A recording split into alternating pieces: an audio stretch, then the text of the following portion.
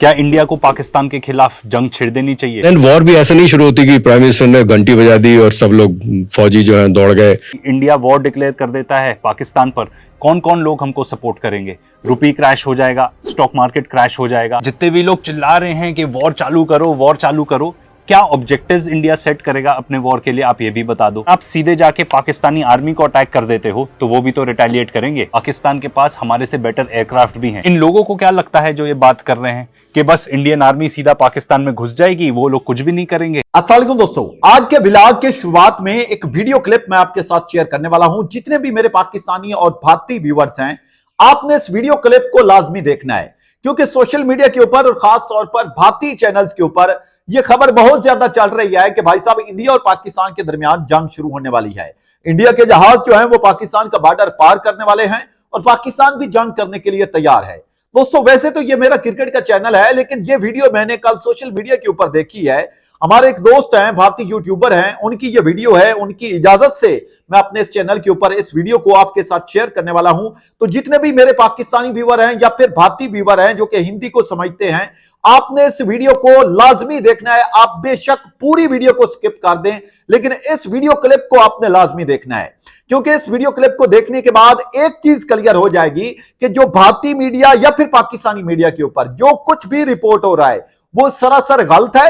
Reality इसके बिल्कुल बरअक्स है। ठीक है, आपको रियलिटी से बिल्कुल दूर रखा गया है। इस वीडियो क्लिप को देखने के बाद आपको तसल्ली हो जाएगी और आपको पता चल जाएगा कि क्या वाकई ही इंडिया और पाकिस्तान के दरमियान जंग जो है वो इतनी आसान हो चुकी है कि भारतीय मीडिया के ऊपर हर रोज ये कहा जा रहा है कि भाई साहब मिसाइल हमले हो रहे हैं, कहीं पे हो रहा है जनाब के एयरक्राफ्ट जो है वो उड़ान भर चुके हैं, इंडिया पाकिस्तान के ऊपर हमला करने वाला है, पाकिस्तान ने तोपों का रुख इंडिया की तरफ कर दिया है। ये कितना आसान है, इस वीडियो क्लिप को देखने के बाद आपको पता चल जाएगा। वीडियो क्लिप अभी चंद ही सेकंड के बाद मैं आपके साथ शेयर करने वाला हूं।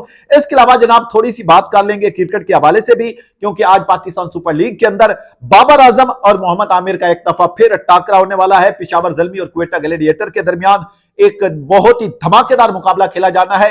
इस मुकाबले में दोनों टीमों की प्लेइंग 11 भी आपके साथ शेयर करेंगे और फखर जमान ने आईपीएल को लेकर एक बड़ा स्टेटमेंट दिया है, वो भी आपके सामने रखेंगे। लेकिन आगे बढ़ने से पहले आपसे रिक्वेस्ट है, आपने वीडियो को एंड तक देखना है और चैनल को सब्सक्राइब करना है। तो दोस्तों, बगैर किसी इंतजार के आप ये वीडियो क्लिप देखें। ये हमारे एक भारतीय दोस्त हैं, यूट्यूबर हैं, उनकी इजाजत से ये वीडियो क्लिप हम अपने चैनल के ऊपर आपके साथ शेयर कर रहे हैं। इस वीडियो क्लिप को देखिए और इसके हवाले से अपने कमेंट बॉक्स में लाजमी बताना है कि इस वीडियो को देखने के बाद आप कितने मुतमईन हुए हैं और कितनी रियलिटी आप तक पहुंची है। तो इस वीडियो क्लिप को सबसे पहले देखें। क्या इंडिया को पाकिस्तान के खिलाफ जंग छिड़ देनी चाहिए? लास्ट टाइम इंडिया और पाकिस्तान के बीच में वॉर कब हुआ था? 1971 में। 1947 के बाद इंडिया और पाकिस्तान के बीच में दो ही वॉर हुए हैं, 1965 एंड 1971 में। सबसे पहले तो ये जो आदमी है जो चाह रहा है कि भाई वॉर होना चाहिए, उसने खुद तो आर्मी में 5 साल रहा और 1999 में ही छोड़ा, just before the Kargil operation. हम बात कर रहे हैं वॉर की between 2 nuclear armed states. India और पाकिस्तान दोनों के पास न्यूक्लियर बॉम्ब्स हैं। देन वॉर भी ऐसे नहीं शुरू होती कि प्राइम मिनिस्टर ने घंटी बजा दी और सब लोग फौजी जो हैं दौड़ गए अंदर धड़ाधड़। पर अगर इस टेरर अटैक के बाद सीधा इंडिया डिसाइड कर लेता है कि वो पाकिस्तानी आर्मी के अगेंस्ट वॉर वेज करेगा, तो हमें कितना ग्लोबल सपोर्ट मिलेगा? और आपको क्या लगता है हमारे एलाइज एक वॉर को सपोर्ट करेंगे? एट दिस पॉइंट तो मुझे नहीं लगता करेंगे। एंड अगर मान लीजिए हमें सपोर्ट नहीं मिलता, तो अभी ट्रम्प टैरिफ्स की वजह से ही हालत देख लीजिए कि इंडियन इकोनॉमी की क्या हो सकती है। अगर आप वॉर चालू कर देते हैं तो फिर आप देखना कि कैसे सैंक्शन लगा देता है यूनाइटेड स्टेट्स और बाकी कंट्रीज आपके ऊपर। अटैक करते हैं एक दूसरे देश। इजराइल ने बिल्कुल फुटबॉल फील्ड बना दिया गाजा को, यूक्रेन पर अटैक कर दिया रशिया ने। तो क्या इंडियन आर्मी है क्यों? ये टोटल 15 लाख से ऊपर आर्मी नेवी और एयरफोर्स। और ये क्या बात कर रहे हैं, इजराइल की बात कर रहे हैं, रशिया की बात कर रहे हैं। इजराइल तो बहुत ही बुरा एग्जाम्पल है, उसके पास कोई भी ग्लोबल सपोर्ट नहीं है। पर वो असली बात तो ये है कि पूरा यूरोप और यूएस उसको सपोर्ट करता है। असलियत तो ये है कि लोग थू करते हैं इजरायलीज पर, वो कहीं भी वेलकम नहीं है इस पूरे दुनिया में जाने के लिए, विजिट करने के लिए। Israel basically United states of America है।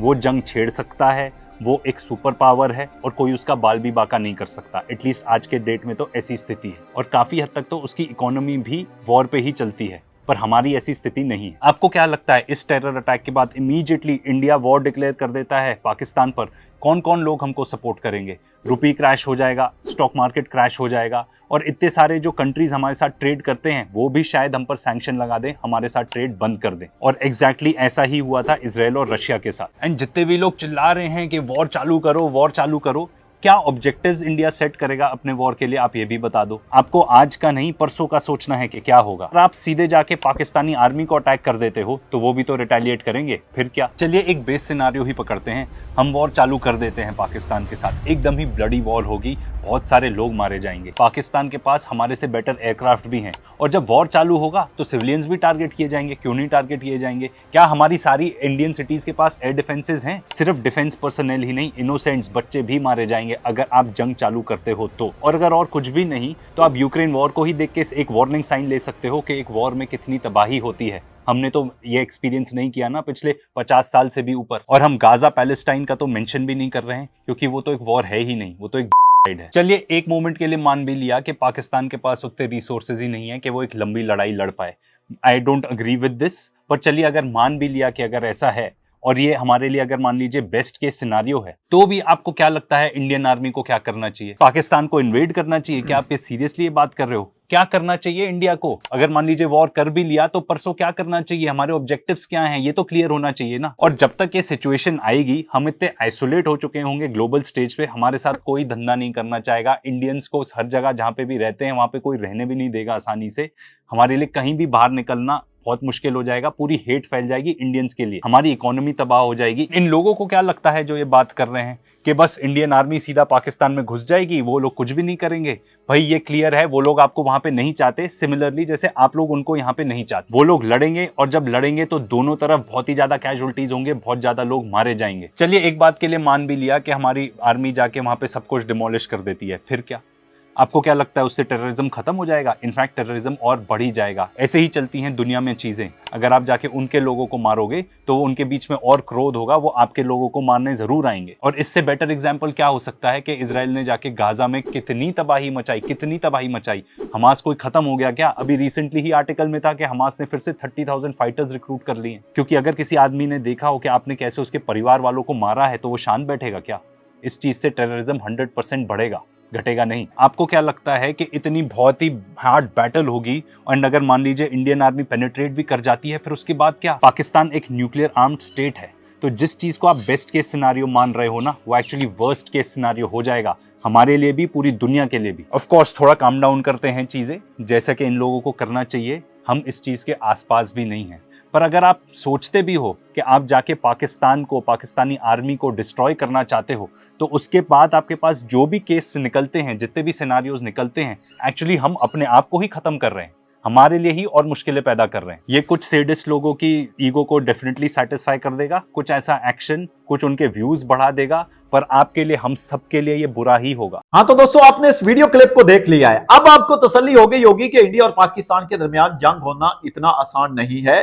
बाकी मीडिया के ऊपर जो भी बड़के मारी जा रही हैं या फिर पाकिस्तान मीडिया के ऊपर जो भी दावे किए जा रहे हैं, ये सरासर गलत हैं। जंग को इतना आसान काम नहीं है भाई साहब, दोनों मुल्कों के लिए ये बहुत बड़े नुकसान वाली बात है कि अगर जंग होती है, लेकिन जो कि नहीं हो रही।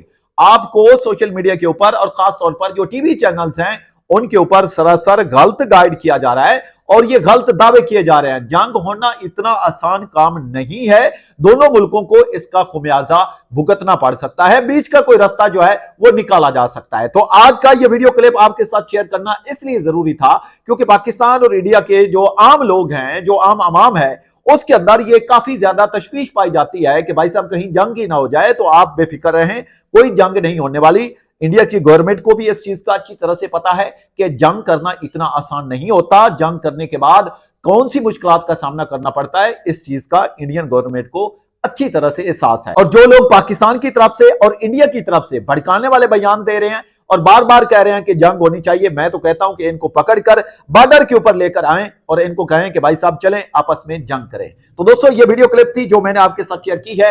अब बात कर लेते हैं जनाब के आज पाकिस्तान सुपर लीग के अंदर एक बड़ा मुकाबला खेला जाएगा क्वेटा ग्लेडिएटर और पिशावर ज़ल्मी के दरमियान, यानी कि आज बाबर आजम और मोहम्मद आमिर का एक दफा फिर आमना सामना होने वाला है। इससे पहले मोहम्मद आमिर ने बाबर आजम को आउट किया था, आप सबको पता है। तो आज फिर ये बड़ा मुकाबला खेला जाना है। क्वेटा ग्लैडिएटर और पेशावर ज़ल्मी की टीमें बदस्तूर चौथे और पांचवें नंबर के ऊपर मौजूद हैं पॉइंट्स टेबल के ऊपर।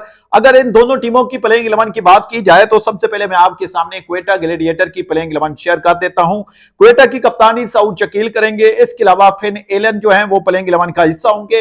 हसन नवाज प्लेइंग 11 का हिस्सा होंगे। रॉली रोसो होंगे। खुशहाल मेंडेस होंगे। मार्क चैपन आज भी क्वेटा की तरफ से खेलेंगे। फहीम अशरफ होंगे। वसीम जूनियर होंगे।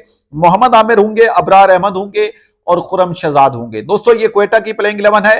इसके बाद अगर पेशावर ज़ल्मी की प्लेइंग 11 की बात की जाए तो बाबर आजम कप्तानी करेंगे। Saim Ayub, Mohammad Haris, Tom Kohler, Cadmore playing 11 का हिस्सा होंगे। इसके अलावा हुसैन तलत होंगे। ओवन होंगे।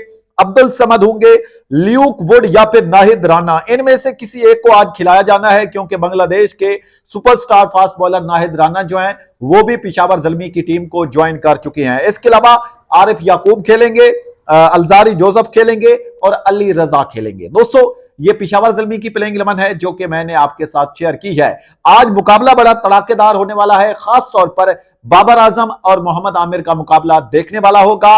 मोहम्मद आमिर का पलड़ा इससे पहले भारी है, लेकिन चूंकि बाबर आजम जो है वो भी फॉर्म में वापस लौट चुके हैं तो आज का मुकाबला बड़ा मजेदार होने वाला है। वैसे भी पॉइंट्स टेबल के हवाले से भी अगर देखा जाए आज का मुकाबला जो भी टीम जीतेगी उसके लिए प्ले ऑफ के अंदर पहुंचना थोड़ा सा आसान हो जाएगा। दोस्तों इसके हवाले से अपने कमेंट बॉक्स में लाजमी बताना है कि क्वेटा जीतेगा या फिर पेशावर, और बाबर और मोहम्मद आमिर के दरमियान जो बैटल होनी है ये कौन जीतने वाला है। क्या मोहम्मद आमिर आज फिर बाबर आजम को आउट करेंगे या फिर बाबर आजम जो है वो पिछला हिसाब चुकता करेंगे, इसके हवाले से आपने बताना है। और वीडियो के आखिर में जो बड़ी खबर है पाकिस्तान के ओपनर बल्लेबाज फखर जमान के हवाले से कि फखर जमान ने आईपीएल को लेकर एक बड़ा स्टेटमेंट दिया है। आपको याद होगा कि आज से कुछ दिन पहले मोहम्मद आमिर ने यह स्टेटमेंट दिया था कि अगर मोहम्मद आमिर को आईपीएल के अंदर खेलने का मौका मिले तो वो पीएसएल को छोड़कर आईपीएल खेलेंगे। लेकिन अब फखर जमान का कहना है कि आईपीएल बड़ी लीग है या छोटी, मुझे इससे कोई परवाह नहीं है।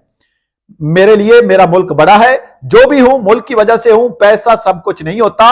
एक तरफ अरबों हूं, दूसरी तरफ मुल्क के लिए फ्री खेलना हो, मैं तब भी मुल्क को तरजीह दूंगा। दोस्तों फखर जमान के स्टेटमेंट के बाद एक चीज का पता तो चल चुका है कि फखर जमान ना सिर्फ बड़े बल्लेबाज हैं बल्कि वो बड़े इंसान भी हैं। दोस्तों ये आज की कुछ बड़ी खबरें थी जो मैंने आपके साथ शेयर की हैं। वैसे ये मेरा क्रिकेट का चैनल है, लेकिन आज शुरुआत में जो वीडियो क्लिप मैंने आपके साथ शेयर किया है वो पॉलिटिक्स के रिलेटेड था, क्योंकि मेरी आज मजबूरी थी। मैंने सोशल मीडिया के ऊपर इस क्लिप को देखा तो मैंने ये जरूरी समझा कि जितने भी मेरे व्यूवर्स हैं, मोस्टली इंडिया और पाकिस्तान के व्यूवर्स मेरा चैनल देखते हैं, तो इनके साथ, आप लोगों के साथ ये क्लिप शेयर करना बहुत जरूरी था। आखिर में इतना कहूंगा कि आज की वीडियो के हवाले से आपने कमेंट बॉक्स में अपनी राय का इजहार लाजमी करना है। मिलेंगे नेक्स्ट अपडेट में, तब तक के लिए इजाजत दीजिए। खुदा हाफिज।